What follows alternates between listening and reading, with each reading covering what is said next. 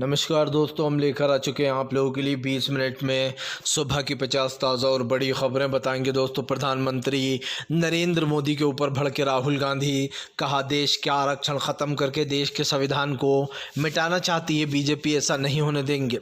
आखिरकार क्यों दोस्तों? ममता बनर्जी ने लोकसभा के बीच बीजेपी को दे दिया बड़ा झटका, कहा फिलहाल हम कांग्रेस के साथ हैं, भले ही पश्चिम बंगाल में हमारा गठबंधन ना हो पाया लेकिन दूसरे राज्यों में हम कांग्रेस को सपोर्ट करेंगे।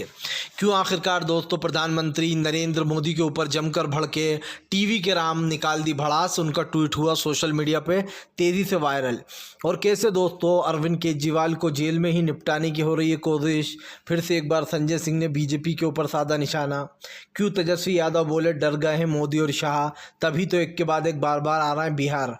तमाम मुद्दों पर होगी बात, लेकिन उससे पहले दोस्तों अगर आपने अब तक हमारे चैनल को सब्सक्राइब नहीं किया जल्दी से कर लीजिए, पास में एक घंटी आएगी इसको भी दबाइए ताकि हर वीडियो की अपडेट आप तक पहुंच पाए। दरअसल दोस्तों आपको बताते चले, प्रधानमंत्री नरेंद्र मोदी के ऊपर जमकर भड़के राहुल गांधी बोले ये लोग देश के आरक्षण को ख़त्म करके देश का संविधान ख़त्म कर देना चाहते हैं। राहुल गांधी ने कहा कि बीजेपी के सिर्फ एक ही मंशा है, किसी भी तरीके से जो है यहाँ पर एसटी ओबीसी और दोस्तों दलित पिछड़ों का पूरी तरीके से आरक्षण ख़त्म कर दो। यही नहीं दोस्तों, राहुल गांधी के इस बयान से पूरी बीजेपी में खलबली मच गई है। अब बीजेपी ये दावे कर रही है कि राहुल गांधी झूठ फैला रहा है। राहुल गांधी ने दावा किया कि भारतीय जनता पार्टी सिर्फ देश को बांटने का काम कर रही है। राहुल ने कहा कि बीजेपी की एक ही मंशा है, वो पहले आरक्षण ख़त्म करेगी और फिर देश का संविधान भी ख़त्म कर देगी। राहुल गांधी ने कहा कि हम ऐसा हरगिज़ नहीं होने देंगे, हम देश के संविधान और एसटी ओबीसी और दलित पिछड़े तमाम लोगों को दोस्तों जो आरक्षण मिलता है उसको कभी ख़त्म नहीं होने देंगे। अब दोस्तों सीधी सी बात यह है कि सच में हाथ बदलेगा हालात। जाहिर सी बात है अब कांग्रेस की सरकार आने के बाद, यानी कि इंडिया गठबंधन की सरकार आने के बाद देश में कई बड़े बदलाव होंगे। इतिहास अपने आप को दोहराएगा। 2004 में अटल बिहारी वाजपेयी हारे थे, 2024 में नरेंद्र मोदी हारेंगे। आपको बताते चले दोस्तों, भारतीय जनता पार्टी के ऊपर जमकर भड़के अखिलेश यादव। अखिलेश बोले इस बार जनता बीजेपी को दौड़ाएगी। बताओ, सारे के सारे पेपर लीक कर दिए जाते हैं। छात्र इतनी मेहनत करता है, एक एक महीने में 10-10 बार पेपर लीक हो रहा है। यही नहीं, अखिलेश ने कहा बताओ इस सरकार में अब तक कितने पेपर लीक हो चुके हैं। अखिलेश ने कहा कोई सा ऐसा पेपर नहीं है जो लीक ना हुआ हो। छात्र पढ़ाई करते हैं और सोचते हैं कि ये एग्ज़ाम में यह आएगा, वो लोग याद करके रखते हैं लेकिन उससे पहले ही पेपर लीक हो जाता है। अखिलेश यादव ने कहा इनकी मंशा साफ दिखाई देती है, ये नहीं चाहते कि पेपर हों और ख़ास करके इनको नौकरियाँ देना पड़े, इसीलिए ये उससे पहले ही पेपर लीक करा देते हैं। अखिलेश यही नहीं रुके। अखिलेश ने कहा कि इस बार संभल की जनता इनको दौड़ाकर भगाएगी। इन लोगों की ट्रेन का इंजन गायब हो चुका है, अब सिर्फ जो है दोस्तों सिर्फ डिब्बे ही डोल रहे हैं। जाहिर सी बात है जब मेन इंजन ही गायब हो गया है तो डिब्बे इधर उधर डोलते हुए आ रहे हैं। अखिलेश यादव ने दावा किया कि बहुत जल्दी भारतीय जनता पार्टी सत्ता से बाहर जाएगी। आपको बताते चले दोस्तों, प्रधानमंत्री नरेंद्र मोदी के ऊपर भड़क गए दोस्तों संजय सिंह ने बीजेपी के ऊपर निकाली जमकर भड़ास। दरअसल आपको बताते चले दोस्तों, संजय सिंह ने बीजेपी के ऊपर भड़ास निकाली है। संजय सिंह का कहना है कि फिलहाल अरविंद केजरीवाल को जेल में ही निपटाने की कोशिश की जा रही है। तिहाड़ जेल के सारे नियम कायदों को ताक पर रखा जा रहा है और केजरीवाल के खिलाफ साजिश रची जा रही है। यही नहीं दोस्तों, संजय सिंह ने यह आरोप भी लगाया कि भारतीय जनता पार्टी अरविंद केजरीवाल को ख़त्म करना चाहती है, वो नहीं चाहती कि अरविंद केजरीवाल दोबारा बाहर आए। दरअसल आपको बताते चले अरविंद केजरीवाल इस वक्त दिल्ली और बाहर की सत्ता को संभाल रहा है। ऐसे में ये कोशिश की जाती है किसी भी तरीके से इस सत्ता को जो यहाँ पर दोस्तों हटा दिया जाए। लेकिन एक चीज़ साफ नज़र आ रही है, सरकार की मंशा लोगों को दिमाग में बैठ चुकी है और ऐसे में सरकार की नीतियाँ भी दोस्तों आपके और हमारे सामने हैं। तो ये कहना गलत नहीं होगा दोस्तों कि फ़िलहाल इस वक्त जो देश की संपत्तियाँ हैं, जो देश के तमाम मुद्दे हैं, उसको लेकर ये सरकार घिर चुकी है। भारतीय जनता पार्टी पूरी तरीके से फेल हो चुकी है दोस्तों, और ये सच आपके सामने भी है। प्रधानमंत्री हों या बीजेपी के तमाम नेता, उसमें कहीं ना कहीं जो यहाँ पर इस सरकार की नाकामी साफ दिखाई देती है। और इसको लेकर आपको बता दें विपक्ष लगातार भड़का हुआ है। विपक्ष आरोप लगा रहा है कि फ़िलहाल सरकार कुछ नहीं कर रही है दलित पिछड़े आदिवासी और ख़ास करके यंग स्टूडेंट के लिए जिनके पेपर लीक हो रहा है। अखिलेश ने वादा किया है कि इंडिया गठबंधन की सरकार बनते से ही छात्रों के पेपर लीक की समस्या को दूर किया जाएगा। दोस्तों इस देश में नौकरियाँ मिले या ना मिले, कम से कम जो लोग एग्ज़ाम देते हैं दोस्तों उनको उनका वो तो मिलना चाहिए कि हाँ भैया वो पास हुए या फेल हुए, वो चीज़ तो होना चाहिए। लेकिन उससे पहले ही पेपर लीक कर दिया जाता है। जॉब तो एक न एक दिन मिल ही जाएगी, जाहिर सी बात है, लेकिन बीजेपी की मंशा कुछ और ही रहती है और ये विपक्ष ने साबित कर दिया है। आपको बताते चले दोस्तों, लोकसभा चुनाव से पहले मोदी सरकार को लगा बड़ा झटका। डिम्पल यादव ने दोस्तों मोदी सरकार के खिलाफ खोला मोर्चा। दरअसल आपको बताते चले दोस्तों, डिम्पल यादव ने मंगलसूत्र वाले बयान पर ऐसी बात बोल दी है जो सुनकर तमाम पापा की परियां जो बीजेपी में भरी पड़ी हैं दोस्तों, उनको समझ में आ जाना चाहिए। आप समझिए दोस्तों, स्मृति ईरानी से लेकर बीजेपी की तमाम जो महिला नेता हैं वो अपने मुंह में दही जमाए बैठी हैं, और सबसे बड़ा स्मृति ईरानी। डिम्पल यादव ने कहा कि अगर मोदी जी को इतना ही मंगलसूत्र का सवाल पूछना था तो उनको पुलवामा हमले की, आप समझिए पुलवामा घटने के बारे में बताना चाहिए और ये बताना चाहिए कि उन जवानों की पत्नियों के मंगलसूत्र किसने छीने। दोस्तों आप सोचिए, डिम्पल यादव ने कितनी बड़ी बात बोल दी कि प्रधानमंत्री को देश को बताना चाहिए कि वो पुलवामा की जो घटना हुई थी उनकी पत्नियों के मंगलसूत्र किसने छूने।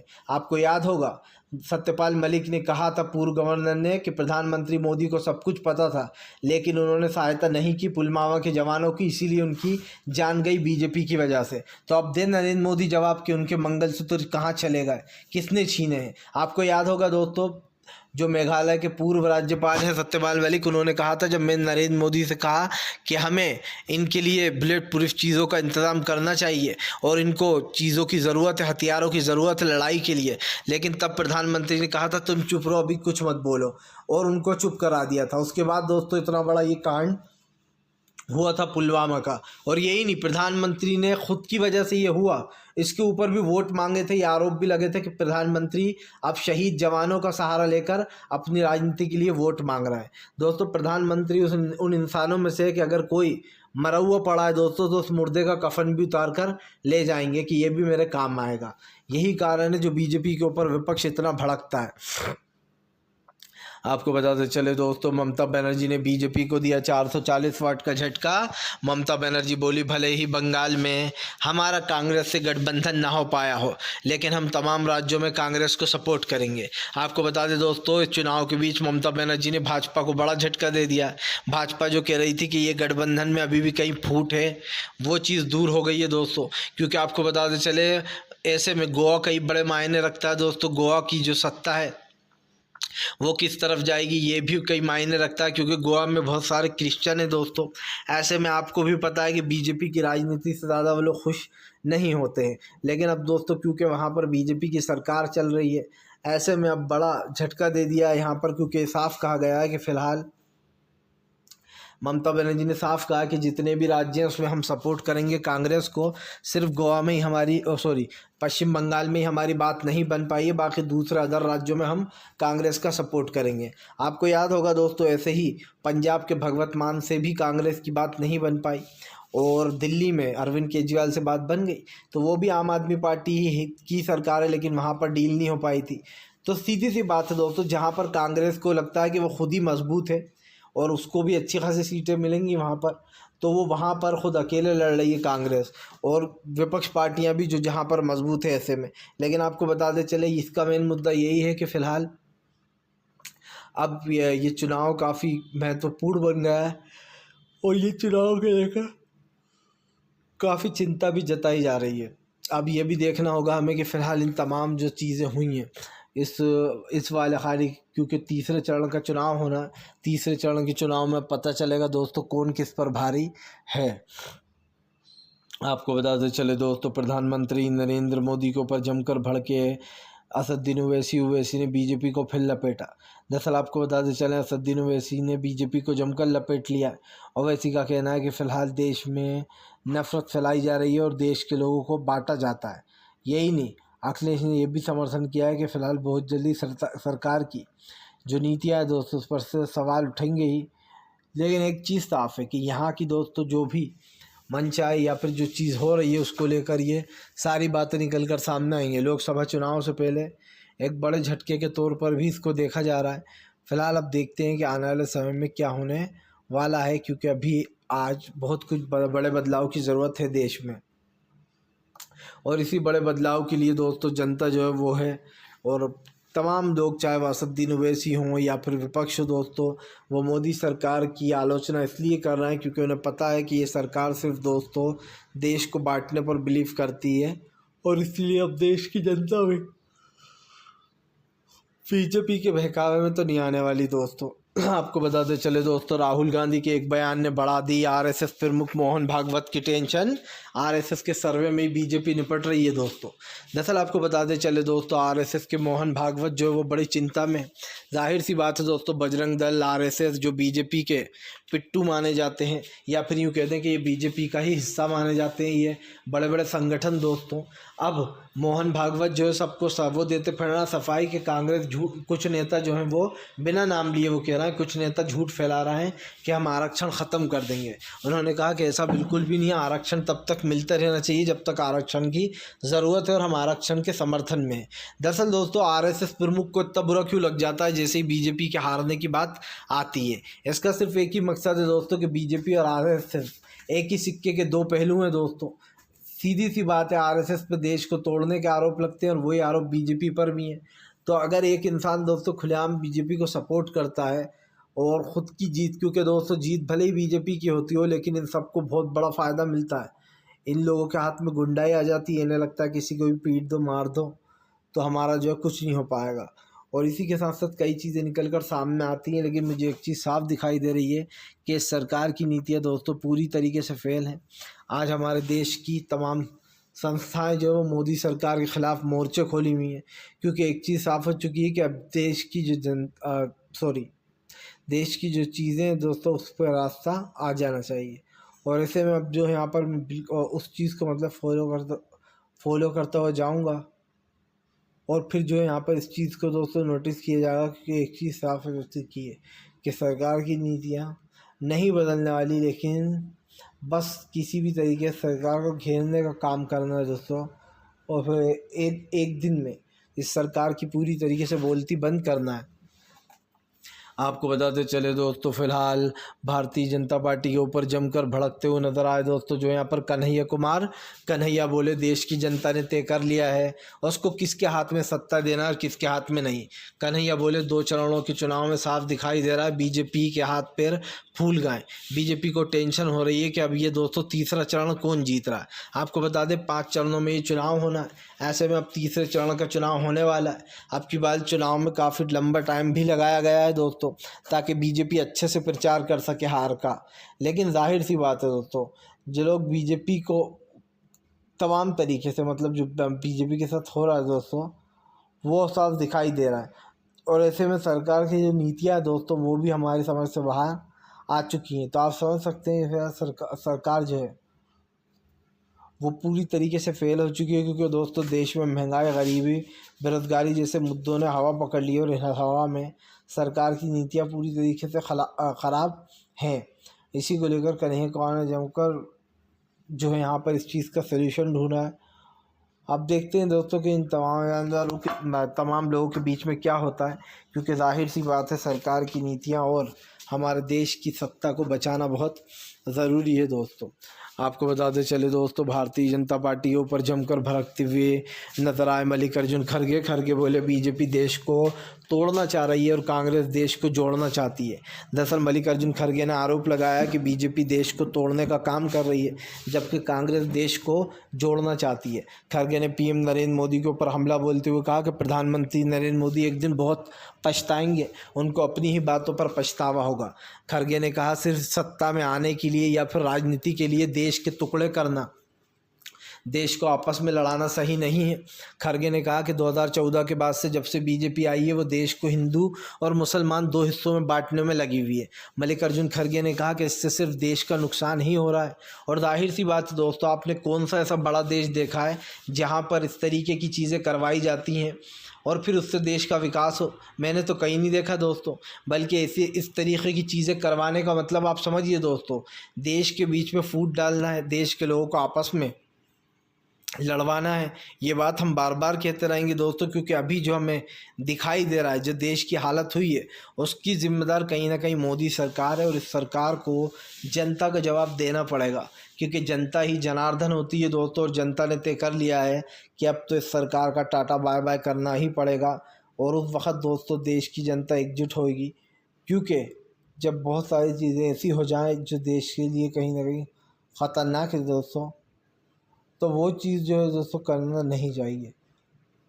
तो अब हम जिस चीज़ का ज़रूरी है यहाँ पर नोटिस करेंगे कि ये जो तमाम चीज़ें हुई हैं ये कैसे हुई हैं, और तमाम चीज़ों को रोकने की कोशिश की जाएगी, क्योंकि खरगे ने भी इस बात पर हमला बोल दिया है। आपको बताते चले दोस्तों, प्रधानमंत्री नरेंद्र मोदी को लगा 440 वॉट का झटका दोस्तों। दरअसल आपको बताते चले तीसरे चरण के पहले जो आपको बताते चले अखिलेश यादव के चाचा ने दोस्तों बीजेपी पर साधा निशाना। दरअसल आपको बताते चले दोस्तों, राम गोपाल यादव ने बड़ा दावा कर दिया है। उनका कहना है उत्तर प्रदेश में बीजेपी 4 से 6 सीटें ही जीत पाएगी। बीजेपी पूरी तरीके से यहाँ पर हार रही है।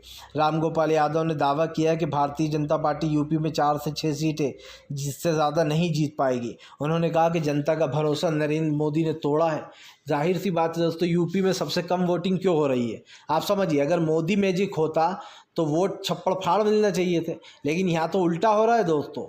बात जब योगी की आई थी, यानी कि जब विधानसभा चुनाव की आई थी, तो लोगों ने योगी को अच्छे खासे वोट दिए और जिता दिया। इसका मतलब तो यही हुआ कि उत्तर प्रदेश में योगी की वजह से बीजेपी की अब तक सरकार है, वरना नरेंद्र मोदी का जो मैजिक कहकर झूठे नारे लगवाए जाते हैं दोस्तों, वो तो कब का ख़त्म हो चुका है। देखिए, अगर आप एक नई गाड़ी लाते हैं तो आपको शौक़ होता है कि मैं गाड़ी चलाऊँगा, खूब घूमने का मन करता है, इधर उधर जाने का मन करता है कि नई गाड़ी ये चलाते हैं, सबको दिखाने का मन करता है। लेकिन जब वो चीज़ दोस्तों आपके पास पुरानी होती जाती है, चाहे जो इंसान हो या फिर दूसरी चीज़ें, इंसान उस चीज़ को पलट देता है। और ये साफ दिखाई दे रहा है कि फ़िलहाल इनका भी जो यहाँ पर तमाम चीज़ों का वो था, लेकिन यहाँ पर सरकार की जो वो है सख्त गाइडलाइंस, और उसको भी जो यहाँ पर जनता से फॉलो करवाया जाता है। इसी को लेकर तमाम तरीके की बातें की गई हैं राम गोपाल यादव की तरफ से, और कहा गया कि फ़िलहाल 10 साल में बीजेपी ने सिर्फ उत्तर प्रदेश की जनता को धोखा दिया है, इसीलिए दोस्तों अब कोई बीजेपी को वोट नहीं देना चाहता। आपको बताते चले दोस्तों, प्रधानमंत्री नरेंद्र मोदी के ऊपर जमकर भड़कते हुए नजर आए दोस्तों। जो यहाँ पर कन्हैया कुमार बोले देश के टुकड़े टुकड़े गैंग, असल टुकड़े टुकड़े गैंग बीजेपी है, जो देश के टुकड़े करना चाहती है। दोस्तों ओवैसी ने 10 मिनट के अंदर दोस्तों जो यहाँ पर इस चीज़ को बयान कर दिया। और जो ये आ रहा है दोस्तों तमाम चीज़ें उसको लेकर भी जो तारीख सामने आई हैं, तो अब ये देखना होगा कि फिर सरकार की जो नीतियाँ हैं दोस्तों उस पर कितना काम होता है। क्योंकि आपको बताते चले, विपक्ष का तो सिर्फ एक ही नारा है, भारतीय जनता पार्टी को जनता सत्ता से हटाने का, और इसी को लेकर दोस्तों तमाम विपक्ष एकजुट हो गया है। आपको बताते चले दोस्तों, फिलहाल महाराष्ट्र में हो गया बीजेपी के साथ बड़ा खेल। उद्धव और दोस्तों शरद पवार के आगे नहीं चली बीजेपी की एक, शिंदे भी फेल, अजीत पवार भी फेल दोस्तों। दरअसल दोस्तों बीजेपी ने बड़ी तिकड़म करके महाराष्ट्र में बेईमानों की टोली बनाई है। जी हाँ, पहले तो है शिंदे, जिन्होंने आपको बताते चले शिवसेना को गिराकर खुद की सरकार बना ली और ख़ुद मुख्यमंत्री बन गए, और बीजेपी ने उन्हें पूरा सपोर्ट भी किया सरकार बनाने में। लेकिन दोस्तों अब यहाँ पर ये चीज़ें उड़ रही हैं कि भैया जिन लोगों की सूची बताई जा रही है उन लोगों के बारे में तो कभी ना कभी तो काम आएंगे, और ऐसी तमाम चीज़ें जो बीजेपी घेर रही है दोस्तों तमाम लोगों को, उसके ऊपर अब जो है काफ़ी कुछ बदल जाएगा। तो हमें ये चीज़ दोस्तों पता होना चाहिए कि प्रधानमंत्री से लेकर बीजेपी के तमाम नेता तक इस चीज़ को जो यहाँ पर फॉलो नहीं करते, और ऐसे में देश की जनता ने दोस्तों अब की बार सबसे कम वोटिंग करी है। उत्तर प्रदेश जो सबसे बड़ा राज्य माना जाता है, उसके बाद बिहार दोस्तों जगह जगह वोटिंग कम हुई है, और इसकी सबसे बड़ी जिम्मेदार खुद भारतीय जनता पार्टी है दोस्तों। क्योंकि अब लोगों का दिल उकता चुका है एक ही बात करते करते, बस हिंदू मुसलमान मंदिर मस्जिद, हिंदू मुसलमान मंदिर मस्जिद। दोस्तों जो 2024 में कभी अटल बिहारी वाजपेयी के साथ हुआ था, अब वो 2024 में दोस्तों मोदी सरकार के साथ होने जा रहा है, यानी कि करारी हार शायद